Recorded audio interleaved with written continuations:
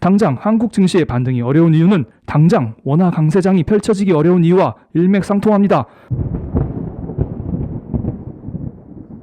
구독자 여러분 안녕하세요. 한국 시각으로 11월 28일 새벽 트럼프 대통령이 홍콩 인권법을 승인했습니다. 타이밍이 참 절묘했습니다. 27일 미국 증시가 끝난 직후 인권법을 통과시켰는데요. 실은 바로 그 다음날 미국 증시가 추수감사절로 인하여 휴장하기 때문에 홍콩 인권법 통과로 인한 증시 충격을 최소화시키기 위해 꼼수를 썼다는 생각도 듭니다. 어쨌든 미국 트럼프 대통령은 성명을 통해 홍콩 인권 법안 제정이 확정되었음을 밝혔습니다. 이에 중국 외교부는 반발하며 국제법과 국제관계의 기본 원칙을 중대하게 위반했다고 주장하였고 홍콩 간섭을 지속할 경우 단호한 대책을 취할 것이라고 경고했습니다. 이 정도 반발은 다들 예상하셨죠. 말로는 뭔들 못합니까? 이런 트럼프 대통령의 발표는 최근 합의점을 찾아가던 미중 무역 협상에 찬물을 끼얹은 셈입니다. 하지만 트형도 어쩔 수 없었습니다. 이미 상하원에서 거의 만장일치로 통과된 법안인데 이걸 중국 눈치 보면서 거부하는 것도 이상하겠죠. 당연한 선택이라 봅니다.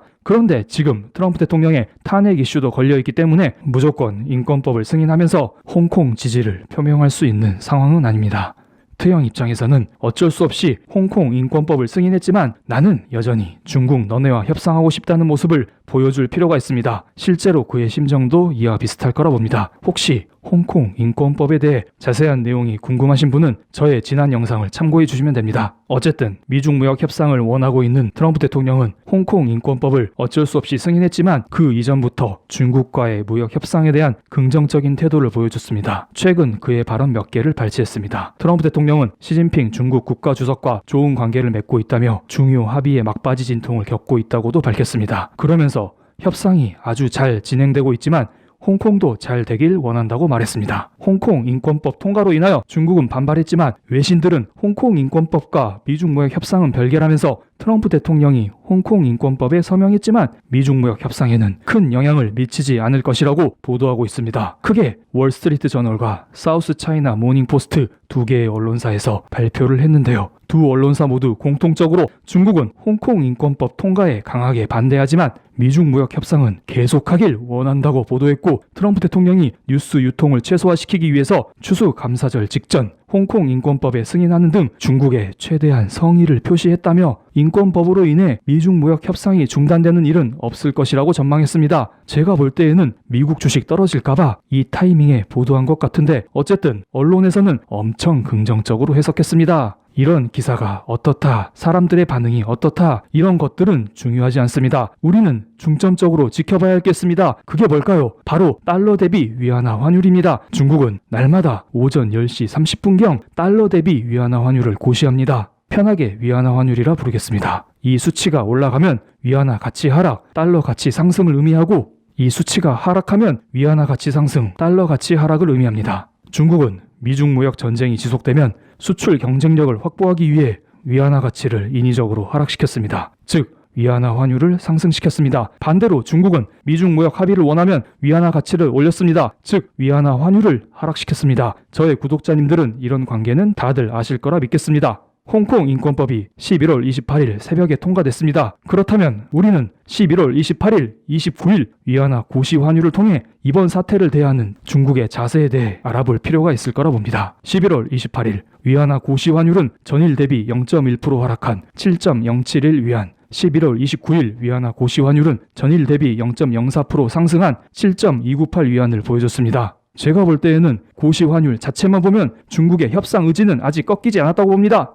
물론 저는 앞서 말씀드린 월스트리트 저널과 사우스 차이나 모닝 포스트의 기사는 잘 믿지 않습니다. 그냥 지표 자체만 보면 나쁜 상황은 아니라고 봅니다. 그래서 원달러 환율 역시 크게 오르지는 않고 있습니다. 이미 몇 주 전부터 미중 무역 합의가 깨질 가능성이 크다라는 언론 보도가 지속적으로 나왔었죠. 이 정도 악재에 대한 면역이 생긴 거로 추정이 됩니다. 환율이 더 급격하게 오르기 위해서는 실질적인 미중 무역 합의가 파토 나야 할 거라 봅니다. 지난 마켓 리뷰에서 제가 감히 원달러 환율 상단 저항대를 1185원에서 1195원으로 잡아드렸는데요. 저의 관점은 변함없습니다. 하지만 달러 약세와 원화의 강세 시장, 즉 원달러 환율 하락이 나오기까지에는 아직 시간이 더 필요해 보입니다. 이 문제는 영상을 따로 제작해 드리겠습니다. 오늘은 일단 당장의 원달러 환율만 체크해 보겠습니다. 지금 위안화 환율만 보면 크게 오르고 있지 않습니다. 여러분, 원달러 환율과 위안화 환율은 같이 움직이는 거 아시죠?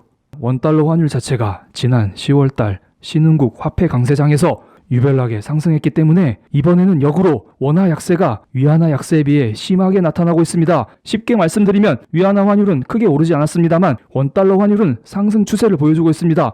게다가 28일 중국에서 미국을 향해 강한 비난 성명을 발표한 이후 그 다음날 질서 회복을 위해 인민해방군을 투입할 수 있다고 경고하기도 했습니다. 이런 대외 악재에 계속 영향을 받으면서 원달러 환율은 꾸준히 상승하는 추세를 보여주고 있습니다. 언제까지 상승할까요? 일단 원달러 환율의 박스 상단은 터치할 가능성이 커 보이고 미중 두 나라 정상의 멘트가 중요하겠죠. 저는 최악의 상황보다는 약간의 긍정적인 상황을 기대해 보겠습니다. 최악으로 갈 거라면 여기까지 오지도 않았을 거라 봅니다. 즉 이대로 협상을 깰 거라면 애초에 여기까지 오지도 않았을 거라는 게 제 생각입니다. 홍콩 인권법 역시 이걸 통해 중국 경제에 타격을 입히겠다? 이런 의도보다는 상징적인 요소로 보시면 될 것 같습니다. 과거 트럼프 대통령이 협상 카드로 썼었던 8월달 환율 조작국 지정과 유사하다고 생각하시면 됩니다. 12월 15일 미국의 대중 추가 관세 부과일이 다가오고 있습니다. 보름 안에 지금의 악재는 해소될 거라 봅니다. 물론 완벽한 미중 무역 합의는 아직 어렵다고 봅니다. 15일까지 1차 합의를 이루든지 혹시나 1차 합의를 이루지 않더라도 추가 관세라도 연기해야 할 거라 봅니다. 양국 정상이 극단적인 선택을 하지 않기를 바라면서 우리는 느긋하게 기다리는 자세가 필요하다고 봅니다. 혹시나 대중 추가 관세도 부과되고 1차 합의조차 이루어지지 않는다면 원달러 환율은 더더욱 올라갈 거라 봅니다. 환율 문제는 어차피 큰 변동성이 없기 때문에 느긋하게 봐도 되지만 주식은 조금 다릅니다. 트럼프 대통령의 홍콩 인권법 승인과 중국의 군대 파견설로 인하여 홍콩의 항생지수, 중국의 상해지수, 한국의 코스피지수 모두 세트로 하락하는 중입니다. 일단 단기적으로 모두 좋지 않습니다. 주가의 추가 하락도 충분히 나올 수 있는 자리라고 봅니다. 이 중에서 세세하게 한국의 코스피지수를 살펴보겠습니다. 한국 증시의 악재는 크게 세 가지가 있다고 지난 마켓 리뷰에서 말씀을 드렸습니다. 일단 지소미아, MSCI 리밸런싱 이슈 두 가지는 해소됐습니다. 그런데 가장 큰 악재인 미중 무역 전쟁이 해소되지 않았습니다. 게다가 무슨 홍콩 인권법도 통과되고 전쟁 난다는 소문도 도니 이거 참 오를 수가 없다고 봅니다. 일단 차트로 분석해 보겠습니다. 지금은 2100포인트까지 깨졌고 생명선인 21선도 깨진 상황입니다.